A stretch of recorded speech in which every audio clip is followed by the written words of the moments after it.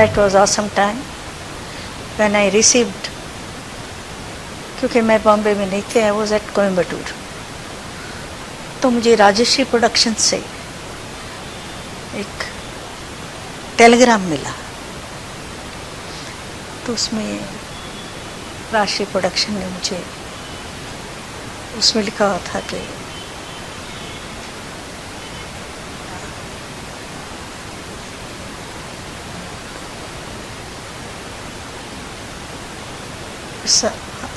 heartiest congratulations to you that you won an individual award for चितचोर्स तू जो मेरे सुर में। हालांकि डुएट गाना था, दोनों को मिलना चाहिए था, लेकिन वो तो पहले तो मुझे यकीन ही नहीं हुआ,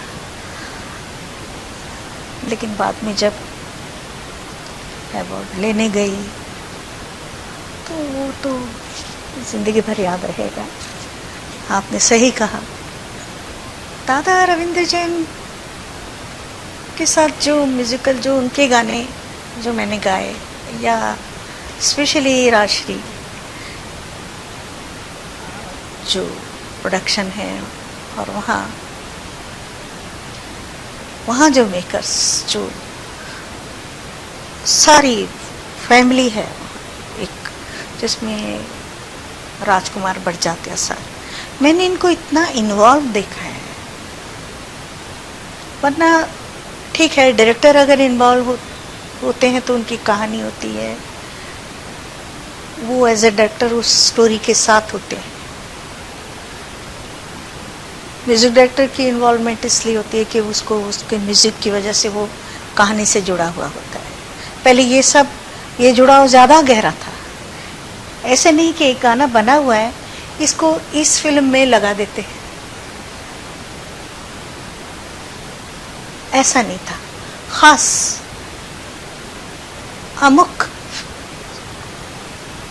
का गाना हम कर रहे हैं, तो उस सिचुएशन में सॉन्ग राइटर, म्यूजिक डायरेक्टर, उसके अंदर they used to go inside the character, inside the situation, and they used to become part of it. वो स्क्रिप्ट का एक पार्ट होता था गाना, इसीलिए ऑडियंस जो है वो कुर्सी से चिपकी बैठी रहती थी, क्योंकि गाना अपने आप में सीन होता था। और खास करके राजकुमार बड़जात्या साहब उस कैरेक्टर को एक्ट करके भी मुझे दिखाते थे कि जैसे, चलिए आप लोगों को जो गाना पसंद है, अखियों के झरोखों से, तो उसमें वो कैरेक्टर क्या है, और स्क्रिप्ट को बाय चांस मुझे पढ़ने का मौका स्पेशली दादा के यहाँ इसलिए मिलता था कि दादा ब्लाइंड है, और म्यूजिक सिटिंग के बाद जो एक लंच टाइम और सेकंड म्यूजिक सिटिंग के बीच का जो एक गैप है, उसमें दादा सब्जेक्ट सुनते थे। तो कई बार मैंने कई स्क्रिप्ट्स मैंने पढ़ी, जिसमें नदिया के पार भी है और अखियों के झरोखों से। तो और राज जी जिस तरह से एक्सप्लेन करते थे कैरेक्टर को, तो वो कैरेक्टर में जाकर उस गीत को गाना, तो you become part of it. गाना गाना है कि स्क्रिप्ट मिली, धुन ऐसी है, बोलिए है, गाना है और चले जाना है। एक तो इस तरह गाना होता है, एक आप जो है वो किरदार को गा रहे हो, और वॉइस की दुनिया है ये। मैं एक छोटा सा नाम, I am just an small name of that thin line of huge and big celluloid screen. Voice के लिए कोई कैमरा नहीं होता कि वो फेस से या बॉडी लैंग्वेज से या वो अपने आप को एक्सप्रेस, सिर्फ वॉइस से उसे बताना है कि गाना क्या कह रहा है, क्योंकि वो तो सेलुलॉइड में तो बाद में जाएगा। वो उस वक्त हमारे सामने कोई कैरेक्टर नहीं होता है, कोई हमारे सामने किरदार नहीं होता है। ये बात हर सिंगर को एप्लीकेट करती है, लेकिन मैंने इसको जो है आत्मसात किया। उस कैरेक्टर में जाना पड़ता है। अभी नदिया के पार है तो कैरेक्टर एक गुंजा करके एक कैरेक्टर है, तो उस कैरेक्टर में मैं चली गई कि ये ऐसी लड़की है, शोख, चंचल, और जो जिस जमीन पर ये कथा, जहाँ की ये कहानी है, वो है बिहार, यूपी।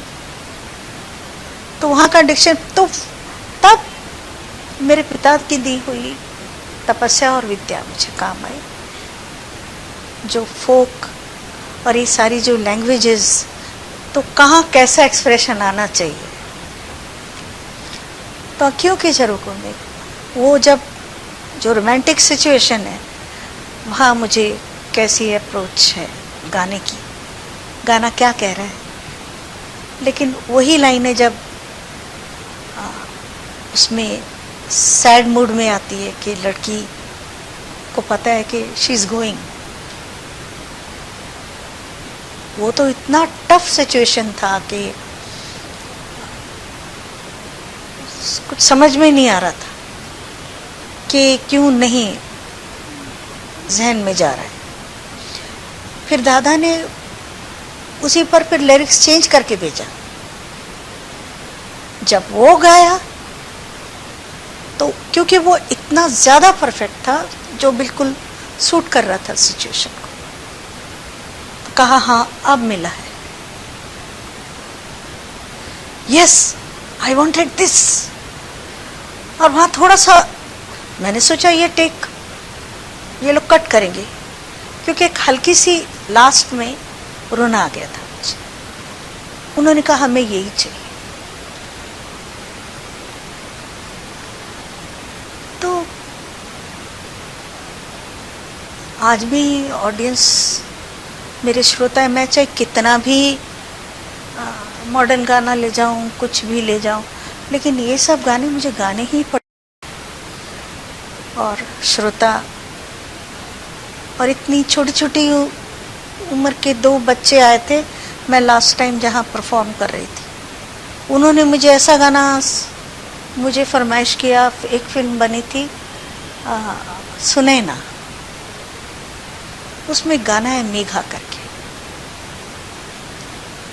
तो मैं हैरान रह गई कि ये 2 चिंटू पिंटू से बच्चे 10-11 साल के, अरे आप लोगों को ये सुनना है, ये चिट जो लाए आप, या आपके मॉम डैड को सुनना है, you want to know hear this song, और no I want to hear this song aunty.